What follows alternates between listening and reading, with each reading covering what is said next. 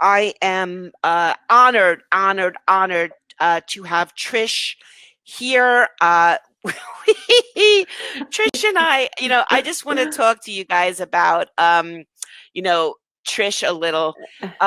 We had a conversation about this webinar, and we actually had two because we wanted Yes. to make sure it was going to be something that was valuable.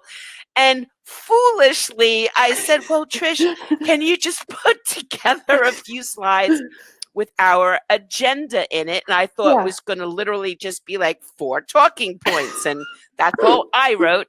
Well, last night, Trish sent me like a 37 slide PowerPoint presentation, meticulously crafted and designed with amazing examples.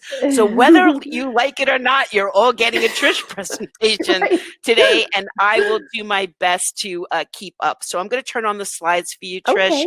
Okay. I honestly, I'm not going to mention who you are. If nobody knows who Trish is, just get off this damn webinar now, or go to fullfactory.com and figure it out. But Trish, you see the slide? I do. The slide movie Is it just the thing? little next thing? Is that all I do?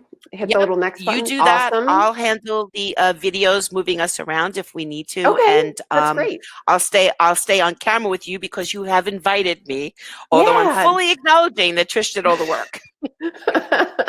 No, we had some great conversations on this, and I thought it would be really nice to have some good visuals for everybody too, to illustrate what we're talking about, and because it's an important conversation. So yeah. Cool. Okay, so then let's just rock and roll. We're talking about how to be really an extension of your customer's team, how to be an MVP, most valuable printer. And so, one of the things that's really important is just customer experience. It's all that everybody's talking about these days. It's really, doing great work is just a seat at the table. These days, it's about customer experience and how you can make things easier for your customer. And so, one of the key issues really is responsiveness. It's about being fast. Nobody has patience anymore. And I mean, personally, I don't really have much patience either these days. And so, if you're going to ask somebody a question or fill out a form or whatever, getting an email back that says, we'll be back to you within 2 days is like, seriously, or waiting or trying to call and track somebody down, to get an answer. Also, some of those reply messages aren't accurate to business hours anymore. There are people who actually have like closed down on Fridays, and you're trying to get people, and now they're like, oh yeah, maybe I should have put something about that in my email. So that also counts as responsiveness, letting customers know how they can do business with you and when. Right. And I also think that's a big reason why we're seeing a lot of chatbots and other types of things, is that instant, the answers, because people just move on now. I mean, especially a lot of the younger generation, Gen Z, like they'll just find somebody else. I mean, they don't have any, and so it's not only the responsiveness in general, it's also, are you communicating in their preferred channels? If they want to be texted, are you texting them? Are you, even if it's not the channel you want to communicate in, is it the channel that your customer wants to communicate in? Process efficiency, I think, is a big one in terms of, looking at the steps in the process. If I've got to do a lot as the customer, if I've got to jump through a lot of hoops and find things, download this and then go there and, then upload that and send us an email and let us know when it's there. It's like when you create this weird, annoying, complicated process of working with you, it gets over time, it gets annoying to people, and they start thinking there's got to be an easier way to do this. We had another session on Tuesday, with Suchi Sarkar, who is the former global marketing head of HP, and Hélène Banchette, who is the former global marketing head of Xerox. And Hélène brought up a great point, because they're both print customers now, by the way, who can't navigate printers' websites, can't find what they're looking for.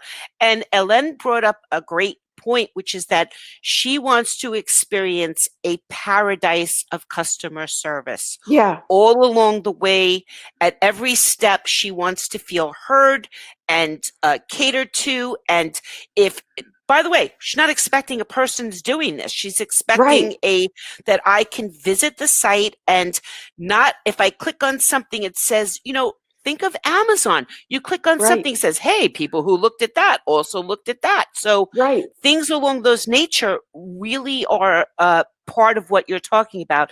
Printers always kind of focus on their workflow first, as they should, to make the most money. But if you really want to be the MVP of a customer's team, you want to bring that paradise of customer service. Well, not only that, I think we're all getting trained. I mean, Amazon's a great example. There are lots of others as well that have trained us that that's really what it should look like. And so we're starting to expect that level of support from everywhere that we're working and everyone we're ordering from. It's kind of like, why didn't I get the email that said they got my order? Why didn't I get the, oh, it's why don't I know it's shipped and where's my tracking number? It's like if a print order is still an order, right? And it's kind of, well, why do I have to track somebody down to ask them to ask somebody in shipping if my stuff went out? It's kind of, we're getting really used to this sense of knowing where things are along the process, almost the anticipation of our needs versus,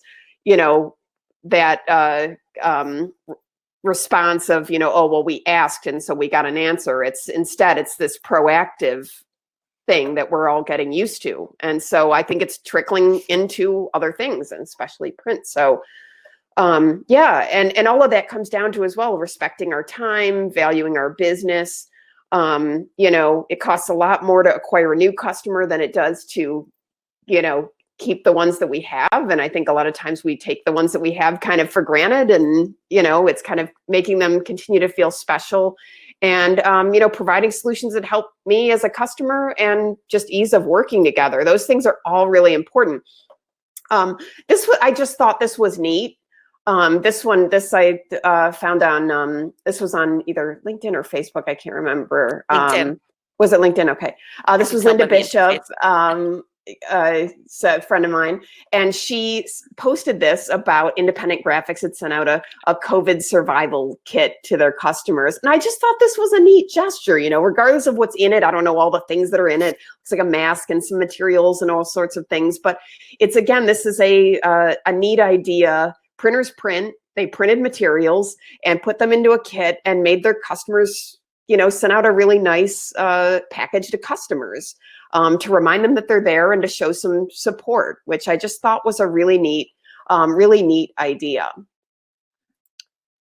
Along the customer experience category, I wanted to show this. So I know SmartPress very well, and I wanted to give a sense. So obviously these are, this is a web to print, online print scenario, but I think we can take a lot of lessons from what they're doing. If you look at where the arrows are, this is all social proof. It's kind of showing, hey, look, it's got the little widget or whatever that's showing the Google customer reviews in the corner to remind me, if I hadn't already seen it, that they're really high rated. It's got the customer testimonial up front. It's got these are, trusted brands that we work with.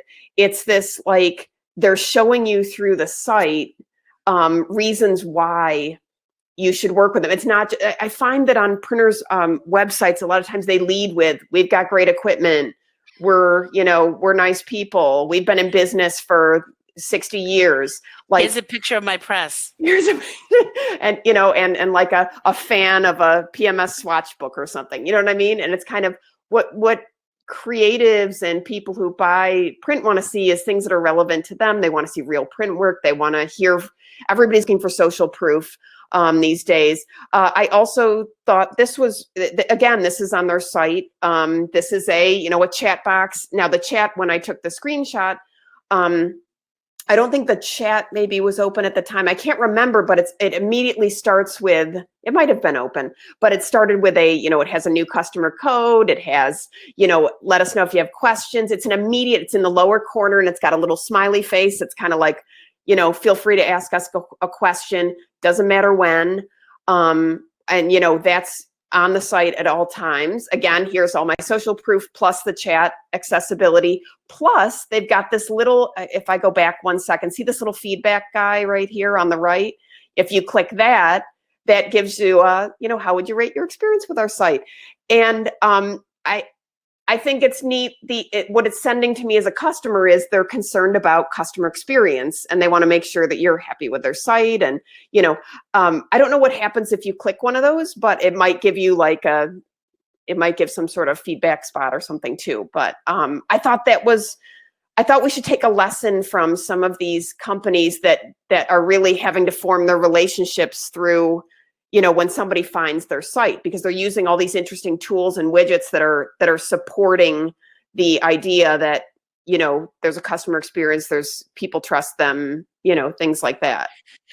I also just have to interject here and say that all of that also adds to SEO of a print shop. So that becomes super critical in being found. I mean, Yelp reviews, keeping your hours updated on the map of your website, adding content so Google's recrawling it. Super, super important, especially when people are online, and it also keeps you top of mind with your customers as well. Go ahead, Trish. Sorry. Yep. And it's kind of that kind of extended digital footprint, right? I think a lot of times we think just about our website, but there's all these other places that we show up, and we need to keep those up to date as well. And then using technology to, generate the search and all of that. I know that I know SmartPress well, and I know they do a lot with SEO and things like that. So there's a lot there. I wanted to also grab Bolger. These guys are great. I just wanted to share what I thought was really good about their site, which is they're showing, the different service categories, but I also like just a few of the markets we serve. They've got the verticals. And I find that this is a spot that printers can do a much better job in, which is, people want to see that you're doing work relevant to what they do, and proving that work. And a lot of times it's just searching through your stuff, getting some permission, of course, to share it, but then showing the different verticals and showing people. And I've got some other examples of that in this presentation as well. And I think these are kind of the simpler ways that we can show our relevance and expertise in different categories. And these are just ways to help, our customers too know that we understand different types of work and can service those industries, Along those lines, talking about being the MVP of a customer's team, I want to think I'm working with the expert in my market. This is a really sore point with printers, Trish, as you're aware. They're afraid. If I say I am a specialist in financial print, that I'm going to lose other customers. Lose the other stuff, or I'm going to lose the other stuff. Now, this was an interesting way. I like how they positioned it here, which is said these are just a few of the markets we serve. And they have, they're still pretty vague down there. Offset print is not a market, although I guess, it is if you're, you could assume it's of some high volume or whatever, but educational print, financial print, the rest of them is not that as specific as it could be, but you kind of get the concept of how that could. I want to see me reflected in my vendors. I want them to know, I want them to understand that, we really need to get this proof out because it's got to go to the FDA for approval, and that could take a little bit of time because there's a process there. I worked on healthcare advertising. I worked on financial advertising. I want to work with people who understand that and can help me navigate my jobs better. Right. And I think it's the difference between, for example, you and I have had this discussion where, where printers will get a big box of random samples and drop them off at different clients. And it's just a big bucket of random stuff versus taking one good piece that's relevant. Let's say they're in healthcare advertising or something, one really good relevant piece of healthcare marketing that they've produced with some pricing on, price range, price points, and kind of this could be interesting to you. It's the kind of we do everything versus, here's something relevant to you. and the value of that, and at least being able to, on a website to find what it is they're looking for. So next category, pre-project planning and tools. Ways to just be helpful. Where are the pain points and time wasting steps for customers? Whether that's, in my world, a lot of it's die line creation and things like that, helping people with the production files. What can you offer that will help make things easier for them in the process? So, it's just thinking about those different ways that you can, find what are the things that you're doing and redoing for customers. What are the things that are, getting projects rejected or proofs rejected? Those are your big clues. And I think sometimes we just kind of sigh and fix it and send it back and do that. And we don't always take a look at that thing and say, can we fix it? Can we help the customer somehow? Can we improve that process to give them tools to help them, speed along the process, have better results, better quality product, So that's I've actually in the presentations I've been doing, I'm talking about ways to make things easier is to create ecosystems for people. So if I'm a law firm, I could go on your site and say, okay, I'm just looking for business cards now, but now I could see a whole ecosystem of everything I might need for the office, including safety graphics and packages of maybe subscriptions if I have high traffic areas and I need to get them every quarter or whatever the longevity is supposed to be, but really making it as easy as possible for me to shop with you. And I'm not saying online. I could still be able to call you if you followed everything in Trish's first slide, but you should educate me on things I don't know about in a very way that I don't feel sold to or upsold to, but it's more informative.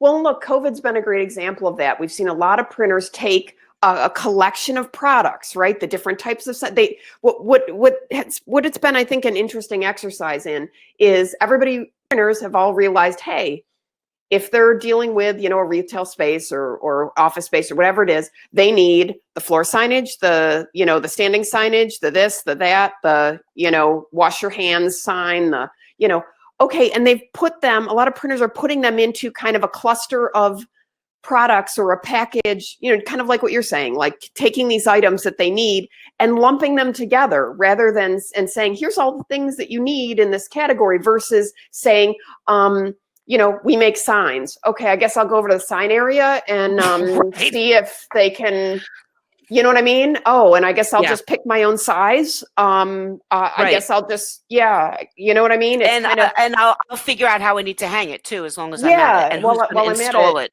While I'm at it, I'll figure out, how to do a CAD drawing as long as I'm at it. Right. So it's just how can you expedite that process and make it easy so that person can solve that problem and say, okay, I need these 5 items, and I know I need 10 of these, 5 of these, 2,000 of these. You know what I mean? But at least I know that I need these things. And so whether I'm calling or ordering online, I can put it all together, And so I think the COVID exercise has been a great example of, okay, now take that concept and spin it out. And so actually one of my first examples in this next category is this perfect example of this. So it's a great little segue. And this is all about turnkey solutions, which is exactly what you and I are basically talking about, different ways that you can offer turnkey solutions. And one of my favorites in the print industry is Benson Integrated Marketing. They are in Atlanta, and they're pretty incredible. What they basically did is they said, okay, as a printer, these are the things we do. They're I think they're entirely digital, but they do everything from signage and what the huge wall prints to, printed, booklets and materials and all sorts of things. They also do promotional material, whatever. And what they did is they said, okay, what vertical or niche or whatever can we serve and serve really, really well. And Deborah, this has a lot to do with when we were talking about, do we admit that we serve financial? We don't want to rule out everybody else. Or we don't want to commit to this and rule out everything. Well, they committed to only serving multi-family housing units. So multi-unit rentals, okay? And they're working with like 25 of the top 50 rental management companies, serving 2 million apartment units. Okay. They offer turnkey solutions for multifamily rental. So what they do is they make these, they have contracts, they sign multi-year contracts with these companies to be their exclusive print partner. And then they say, okay, here's your storefront. We've got all your signage, all your this, all your that's, your promotional materials, your wall graphic. They do the wallpaper for the walls and the rental units. They do, every printed anything that a rental, and they turn away everything else but this work. And this work, they are killing it, like killing it with this, they picked this niche and they service the heck out of it. And I interviewed him. He's wonderful. The CEO, and Brian Benson. And, what he was saying was basically, in doing this, it has allowed them to standardize and learn. Like, they learned this industry really, really well. They learned how to service it really, really well. And they learned what sizes and quantities and shapes and this and that they needed and worked in. And so their process is really, really efficient. And so they can give them, competitive pricing, great service. And, they know their offering, rather than doing this kind of weird thing over here and then servicing this over here and reinventing the wheel over here. It's just brilliant, their model. So anyway, I love this idea of taking a vertical and servicing the heck out of it and committing to that. And he said they turn away other customers. Like, people come to them like, wow, you guys do so many cool things. Will you guys help us too? And like, they service this. Pretty It's almost like an implant. They service their own organization, and that's it. That's what they do. And they're specialists at it. And they, okay. Yeah, pretty neat. I love structural graphic. Yeah. These guys are great. To Ethan. Yes. Ethan and the gang, they're amazing. I know these guys well as well. And structural graphics is the custom side. They make dimensional, mail, and print. Structural graphics has always been the bespoke side, the very customized stuff. But what they realized was that they looked at their orders, and they looked at what people liked, and they looked at the timeframes people needed, and price points and things like that. And they realized that there were certain things that if they standardized the sizes and, made it into kind of short run digital for some of this stuff, that they could do really well. And they launched Red Paper Plain, which is under the structural graphics umbrella. And they're really promoting this, this is DIY dimensional mail. You get the template download. You can just go anytime, download templates for free. You get instant pricing and quick turn production in as little as 10 days. You get your order. You can order one or thousands, it's like, it really serves that category. And, but here's the other thing I wanted to mention on this. So standardization, important. Okay. And that's one of the things that's kind of, I think, kind of an underlying theme here, is finding ways to standardize and group certain things together. They've got their certain kind of greatest hits formats that they've been able to standardize and, economically price and group together. But anyway, the other thing that I think is really important is not only the samples, the verticals saying we service this and we service that, but it's also success stories. And so I'm going to show some examples of this, of companies who are also demonstrating expertise. They're not just saying we can do this. They're saying, here are proven success stories of why these things work. And so this is just an example. They have a success stories page where you can see case studies on what they did for who and whatever, which is important. And then they also have, this is just an example of their verticals. So I wanted to show this too, because it's like, yes, they are making these same formats over and over and over, but they're doing them for pharmaceutical companies. They're doing from education. Well, I know that, we're creatives on the client side. If I'm the client, many of us are creatives. And I think that printers oftentimes assume, well, okay, a creative person can imagine that this format could also be used for pharma and could also be used for this and could also be used for this. And I like 1,000% agree. But guess what? We still like to see it in application, and people like to see, and also sometimes it's not the creative that we're worried about.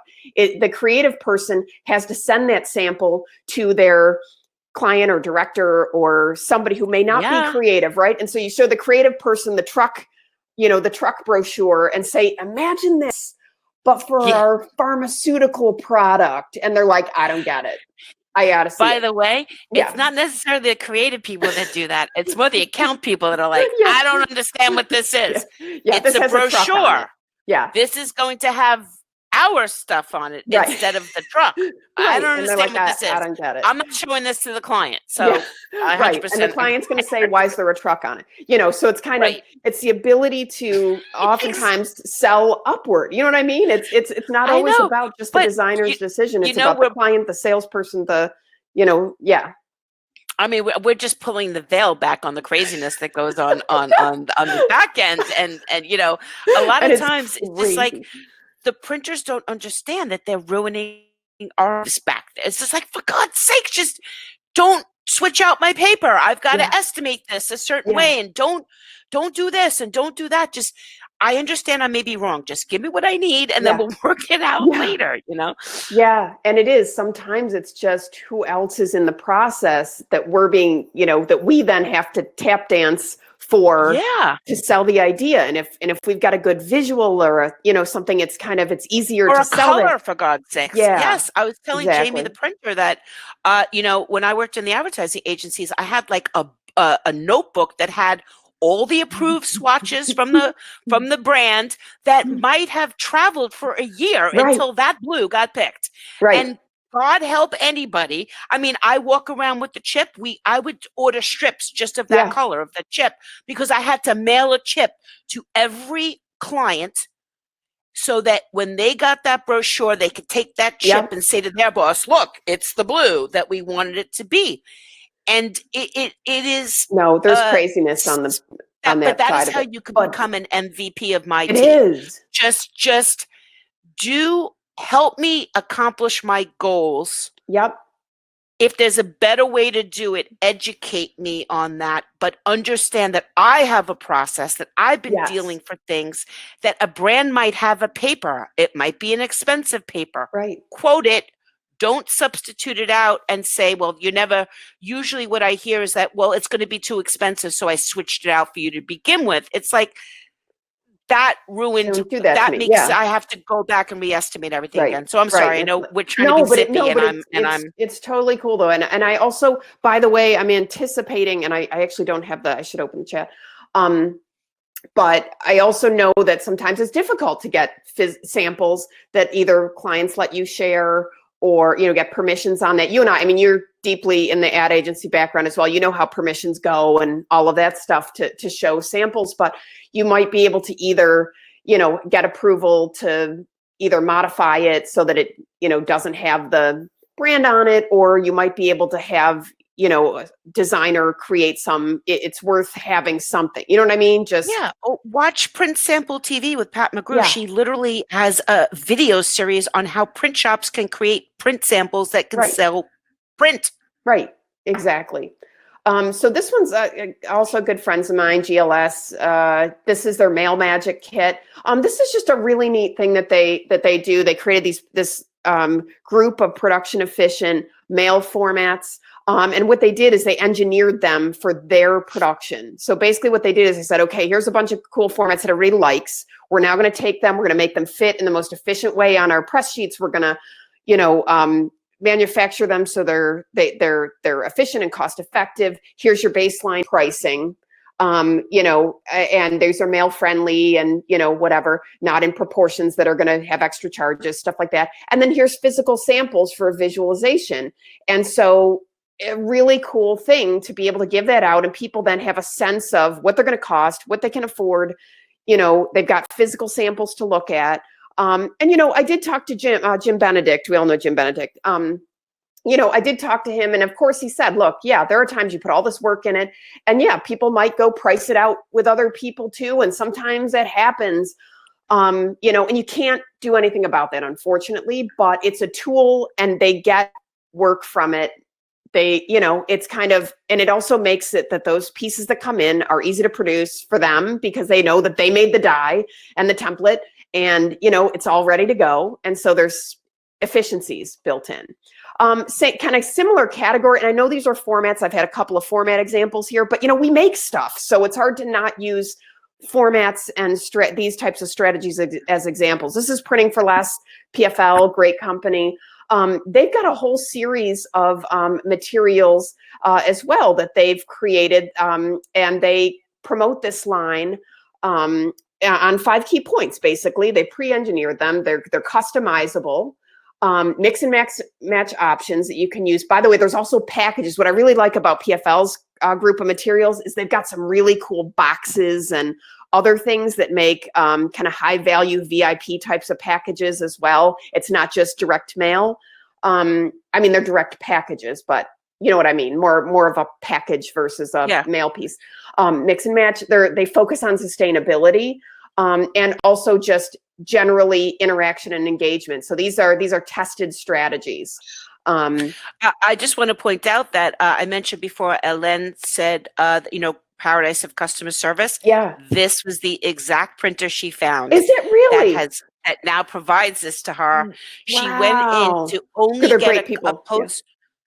only get a postcard, and now they can deliver every single thing that she needs. And she's like, they consistently, everything we've mentioned in this webinar. Yep. 4 minutes, Trishy, go for it. I know, we're rocking and rolling. I'm almost done.